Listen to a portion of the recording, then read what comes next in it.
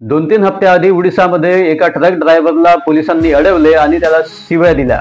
तेव्हा त्यावर त्या ट्रक ड्रायव्हरने व्हिडिओ शूट करण्यास सुरुवात केली आणि विशेष म्हणजे तो एकटाच ट्रक ड्रायव्हर होता आणि त्याला त्याच्या अधिकारांची जाणीव होती आणि तसेच तो वागला।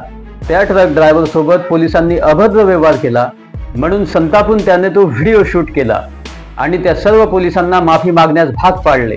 त्या ट्रक ड्रायव्हरने कायद्याच्या मर्यादेत राहून पोलिसांना माफी मागण्यास भाग पाडले आणि एक धडा शिकवला। हा धडा तुम्ही पण शिकू शकता। त्या ट्रक ड्रायव्हरने त्यांना सांगितले की तुम्हाला शिव्या देण्याचा अजिबात अधिकार नाही। तुम्ही सर्वजण आमच्यासाठी इथे उभे आहात, आमच्या पैशाने तुमचे पगार होतात, असं तो ट्रक ड्रायव्हर त्यांना बोलत होता। जर तुमच्यासोबत सुद्धा असे घडत असेल तर पद्धत एकदम सोपी आहे। त्यांच्याशी डील करण्याशी तुम्ही ॲग्रेशन मध्ये अजिबात येण्याची आवश्यकता नाही। त्या ट्रक ड्रायव्हरने आपल्या ट्रकला रस्त्याच्या बाजूला उभे करून व्हिडिओ शूट करण्यास सुरुवात केली। तेव्हा तुमच्यासोबत सुद्धा असं होऊ शकतं। कोणताही पोलीस कर्मचारी तुमच्याशी अभद्रतेने बोलत असेल, तुम्हाला शिव्या देत असेल, मारपीट करत असेल, परंतु जर तुम्ही कोणता नियम तोडला तर तुमच्यावर जास्तीत जास्त फाईन होऊ शकतो आणि त्यांनी तेच करायला पाहिजे। शिव्या देण्याचा अधिकार, मारपीट करण्याचा अधिकार पोलिसांना अजिबात नाही। फारच तर तुमचे जर कुठे चुकले असेल तर तुम्हाला ते अरेस्ट करू शकतात, परंतु मारपीट करू शकत नाही, त्यांना तो अधिकार नाही। परंतु जर तुमच्यासोबत असे घडत असेल, घडले असेल तर त्याची एक रिटर्न कंप्लेंट त्यांच्या सुपिरियर कडे करायची। मग SP, कमिशनर यांच्याकडे सुद्धा तुम्ही ती कंप्लेंट देऊ शकता। यामध्ये डिपार्टमेंट इन्क्वायरी होईल, डिपार्टमेंटल ॲक्शन होईल। डिपार्टमेंटल ॲक्शन मध्ये त्याला सस्पेंड करण्यात येईल। खूप लोक येथेच सॅटिस्फाईड होऊन जातात, परंतु याही पुढे तुम्ही एक कंप्लेंट केस दाखल करा, कारण ऑन ड्युटीवर असताना त्यांनी सेक्शन 504 IPC चा गुन्हा केलेला आहे। आता नवीन कायद्यानुसार 352 BNS चा गुन्हा केलेला आहे। येथे गोष्ट केवळ पोलीस ऑफिसरचीच नाही तर कोणताही डिपार्टमेंटचा कर्मचारी असो तो शिवीगाळ करूच शकत नाही आणि जर तो तसा करत असेल तर सेक्शन 352 ऑफ BNS चा तो गुन्हा करतो आणि यामध्ये त्याला 2 वर्षापर्यंत शिक्षा होऊ शकते।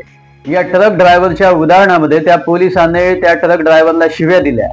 जर त्या ट्रक ड्रायव्हरने कोणता नियम तोडला असेल तर त्या पोलिसांनी फाईन करायला पाहिजे होता किंवा कोणता गुन्हा केला असेल तर अरेस्ट करण्याचीच आवश्यकता होती। परंतु या घटनेनुसार तुम्ही सुद्धा सेक्शन 352 ऑफ BNS चा यूज करू शकता। तुम्ही सेक्शन 352 ऑफ BNS ची केस या व्यतिरिक्त कोणत्याही सरकारी कर्मचाऱ्यावरती तुम्ही दाखल करू शकता।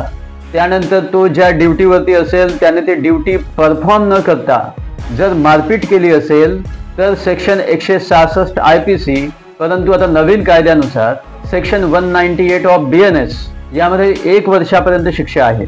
यानंतर त्याला जी ड्युटी सोपवण्यात आलेली असेल ती ड्युटी जर त्याने परफॉर्म केली नाही तर सेक्शन 166A ऑफ IPC, परंतु नवीन कायद्यानुसार सेक्शन 199 BNS यामध्ये 2 वर्षापर्यंत शिक्षा होऊ शकते त्याला। या संबंधात कोर्ट केस नक्की दाखल करा। तो मग पोलीस कर्मचारी असो की आणखी कोणताही लोकसेवक असो, तो तुमच्याकडे कॉम्प्रोमाइज करण्याकरता येईलच, कारण प्रत्येकालाच आपली नोकरी महत्त्वाची असते। या आधी सुद्धा मी सांगितले होते की त्या कंप्लेंटची एक सर्टिफाईड कॉपी काढून तुम्ही ती व्हिजिलन्स डिपार्टमेंटला पाठवून द्यायची। मग त्याला तेथे सुद्धा हजेरी लावावी लागेल आणि तेथे त्याला त्याने केलेल्या कर्माची उत्तरं द्यावी लागतील। मग त्याचे व्हर्जन ऐकल्यानंतर डिसाईड केल्या जाईल की त्याला सस्पेंड करायचे जोपर्यंत ती त्याच्या विरुद्धची कारवाई सुरू असेल, त्या रिझल्ट येईपर्यंत त्याला सस्पेंड करण्यात येईल आणि जर त्याच्यावरती तो गुन्हा सिद्ध झाला तर त्याला टर्मिनेट केला जाईल। ही माहिती तुम्हाला कशी वाटली याबद्दल कॉमेंट करून नक्की सांगा। तेव्हा जस्टिस फॉर ऑल मध्ये आज इतकंच। धन्यवाद।